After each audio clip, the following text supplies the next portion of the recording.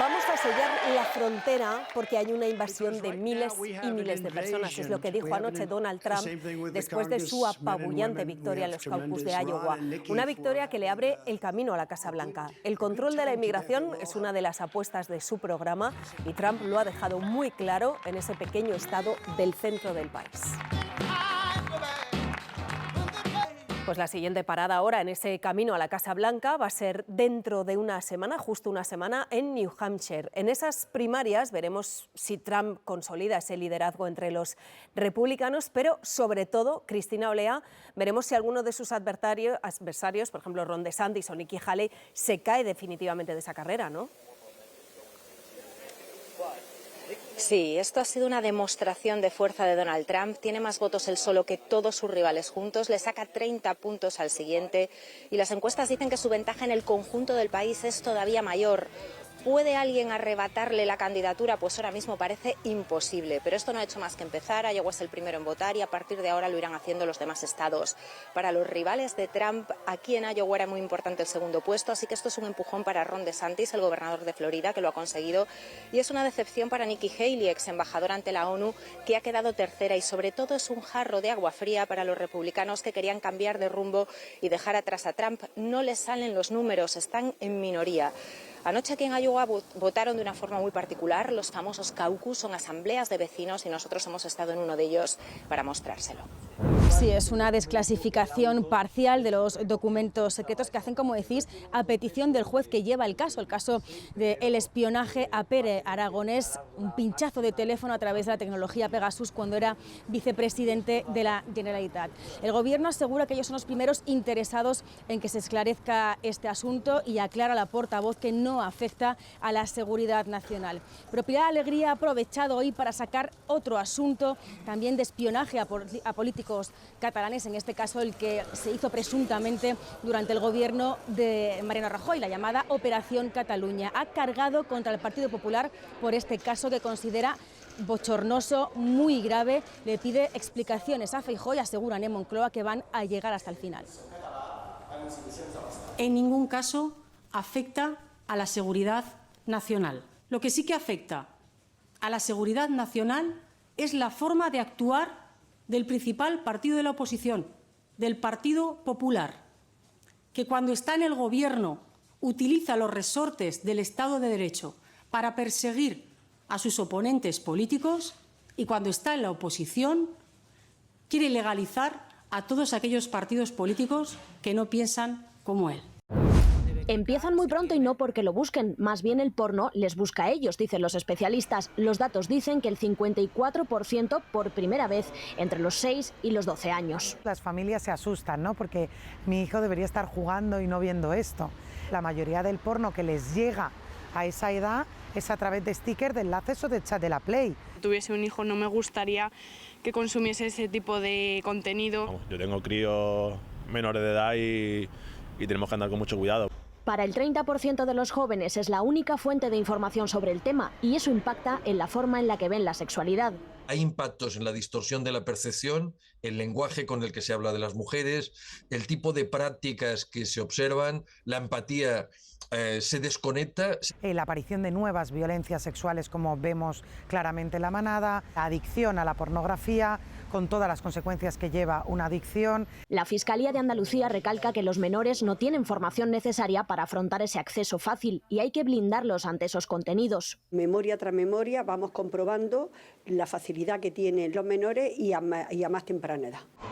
La solución pasa no solo por poner barreras tecnológicas, recuerdan los expertos. La educación en un uso responsable de la tecnología y la educación afectivo-sexual. Eso va a proteger a nuestros niños y niñas para no tener una imagen distorsionada de la sexualidad. A las 6 de la mañana arrancaba la operación. Los Mossos d'Esquadra y la Guardia Civil desplegaban a sus grupos de élite, a los TEDx y a las unidades caninas ante la posibilidad de encontrar armas y explosivos. Tenían 5 personas en su radar que, según fuentes de la investigación, planeaban un atentado terrorista en España y estaban en fase de comprar material.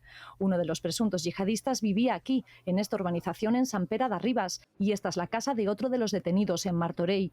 El líder de la red sería un preso checheno que cumple condena por otra causa en la cárcel de Briansk 2, así que los agentes se han desplazado hasta allí, le han detenido y han registrado su celda. En Rubí siguen buscando a una persona porque cuando han entrado en su casa no estaba y hay un detenido en Extremadura, en la ciudad de Mérida. En los próximos días pasarán a disposición del juez Gadea de la Audiencia Nacional, que es quien ha coordinado el dispositivo. El caso está bajo secreto.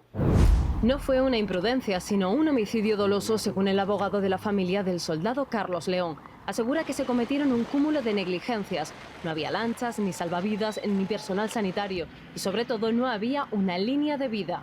Porque aquí lo que había era una cuerda de las que se compra en Decathlon, ¿no? Para unida en un árbol, en un extremo, y a otro árbol en otro extremo. Solamente servía para indicar la longitud del ejercicio y para saber pues más o menos por dónde había que ir. Se basa en las declaraciones de al menos 40 testigos que ya han pasado ante la Guardia Civil. Algunos relatan que el capitán les prohibió sujetarse a la cuerda. Tenían, dice, que nadar. El capitán, a patear, no agarraros a la cuerda, soltad la cuerda, eso solamente en caso de riesgo de vida y muerte. Y cuenta que en un determinado momento el capitán ordena soltar la cuerda de uno de los extremos, pensando que así los acercaría hacia la orilla. La cuerda hizo un poco como de látigo, con lo cual salió lanzada y entonces lo que ocurrió era los que todavía estaban agarrados, aunque fueran por debajo de la superficie del agua, pues se hundieron más, ¿no? Según este abogado, a los militares les indicaron que se agarraran a la mochila a modo de flotador, pero al mojarse se hundían, y más las que tenían peso extra por un castigo. El caso lo investigará ahora la justicia militar tras inhibirse hoy un juzgado de Córdoba. El abogado ha anunciado que recurrirá y adelanta que pedirá prisión provisional para el capitán cuando haya declarado ante el juez. Victoria tiene 29 años, trabaja, igual que sus dos hermanas, pero ninguna puede irse de la casa de sus padres. No nos daría para poder llevar una vida normal. Hasta hace un año emanciparse era una idea impensable. Ahora ha empezado a buscar anuncios para quedarse en su barrio, pero no encuentra. Imposible, ¿eh? Hombre, claro. Muchas ganas de salir de lo que es el núcleo familiar. Muchos planes que tú puedas hacer en tu casa, pues ya no los puedes hacer porque dependes de X personas que están allí también. Su caso es representativo de la juventud. De los 7 millones de españoles entre 16 y 29 años, solo 1 millón ha podido dejar el domicilio de origen. Ese 16,3% supone una recuperación frente al mínimo marcado tras la pandemia, pero sigue muy lejos del 26% que se alcanzó antes del estallido de la crisis inmobiliaria. En el informe se mantiene una constante histórica. Las mujeres se emancipan más que los hombres, pero porque lo hacen en pisos compartidos y los hombres esperan más a hacerlo para poder hacerlo en solitario. No es lo mismo repartir el precio entre una persona que entre 5, por ejemplo, que vivo yo. Hay diferencias autonómicas. Cataluña, con un 21%, es la comunidad con más jóvenes emancipados, el doble que la tasa de Cantabria, la que menos. Toda una preocupación para este grupo de jóvenes de Santander. Hay muy pocas ofertas de pisos que realmente puedas acceder a ellos. Su amiga cree que conseguirá piso, pero a costa de su vida personal. Suelo trabajar ahora mismo de lunes a domingo, entonces yo creo que sí me lo voy a poder permitir. El informe también deja otro dato. Las posibilidades de independizarse aumentan si se tienen estudios superiores.